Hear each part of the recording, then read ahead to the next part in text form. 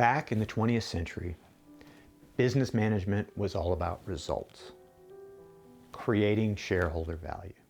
It was pretty straightforward, really.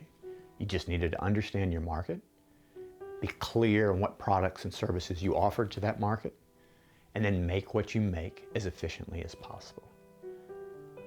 Back then, your strategy was primarily focused on growth, doing more of what you'd always done. As a manager, you were assessed on two things: your ability to accurately predict and then successfully deliver on your quarterly growth and profitability targets. At the start of the century, Frederick Winslow Taylor's scientific management movement defined the relationship that businesses had with their workforce. To help the corporate factory run smoothly, efficiently, productively, Taylor created the professional manager. They were the thinkers, and employees were the doers. How did that work?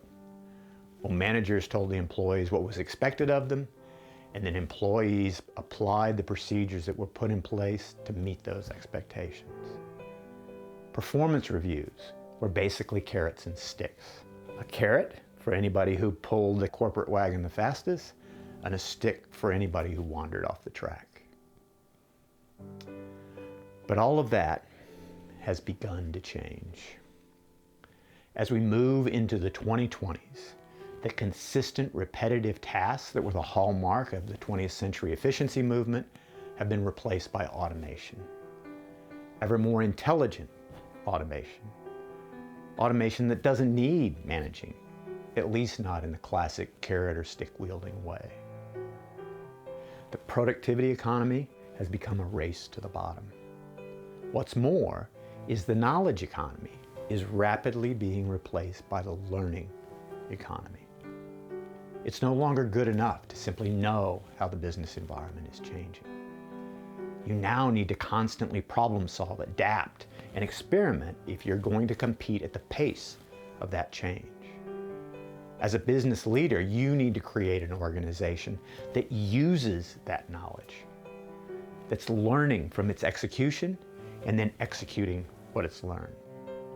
And that requires a very different workplace, a very different relationship with your people.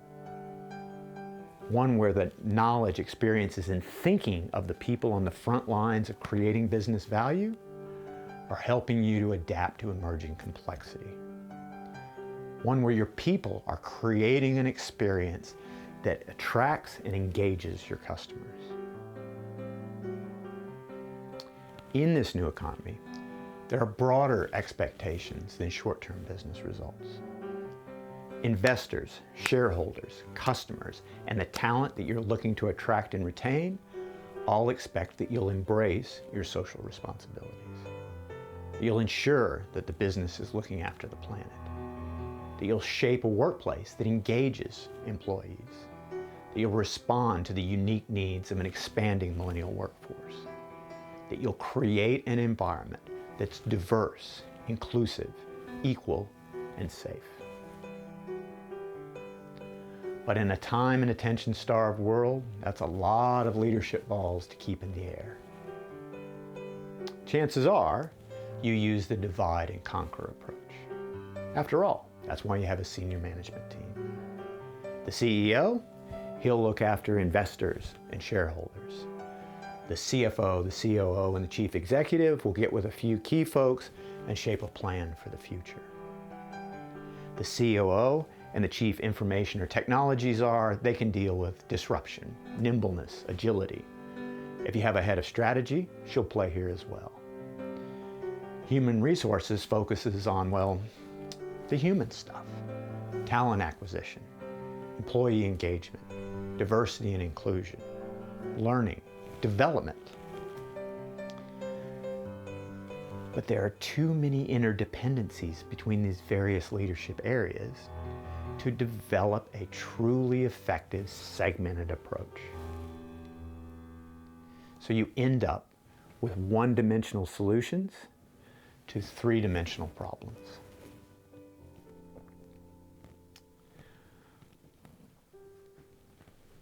I want to propose an alternative perspective. Diversity is not a human resources problem that will be solved by changing the demographics of your organization. In fact, it's not a problem at all. It is the most powerful and important leadership opportunity in the 21st century. It is a chance for you as leaders to tap into the rich variety of knowledge, experience, and perspectives of your people so that you create a thriving business and a more fulfilling workplace for the people in the business.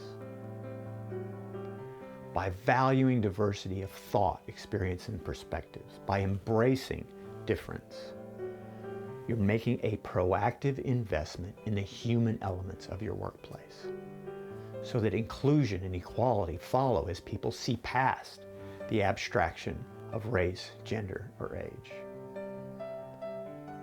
That you attract and most importantly retain a greater diversity of talent because they feel valued for who they are. You create the sort of psychologically safe environment that frees people up to ask better questions and to explore the boundaries of possibility. And when people feel that their contribution is valued and purposeful, engagement is enhanced and compliance turns into ownership because their work has meaning. Valuing diversity is not just fulfilling a social contract or creating positive psychological benefits for your employees. It is the key that unlocks the door to enhance business performance and a more resilient organization. By diversifying our workplace, we are building a bridge that connects the business with its people. And that allows you to weave together these disparate strands of leadership activity to form the sort of business that you hope to become. One that's more innovative and adaptive in the face of change. One that has an ever-growing customer base that's drawn to your products and delighted by their customer experience. One that has a workplace that is diverse, inclusive, engaged, and valuable. Now, I know many of you may be thinking, what gives this 60-year-old white guy the right to come in here and talk to me about diversity? What does he know about being excluded or judged just because you're different than the people with privilege and power? I don't. I don't know what it's like. I couldn't unless I'd been marginalized, unless I'd been subjected to snide or hurtful commentary, unless I'd had my ideas rejected simply because of my race, gender, or age. But I have seen firsthand what can be achieved when an organization creates a workplace that values difference. So I'm not here to contribute to our understanding of the problem. I just hope to meaningfully contribute to the solution. In fact, I feel a responsibility to make a positive contribution to the future of work. And I think that this is a conversation that needs to move away from a debate between one gender and another, one ethnicity and another, one religion and another, one generation and another. It is a discussion that needs to take place one human to another. We aren't going to create a working environment that is more diverse, inclusive, and safe if the people contributing to the conversation aren't diverse, included, and made to feel safe. I've learned some lessons about how to do that, and I hope to share those with you over the coming weeks.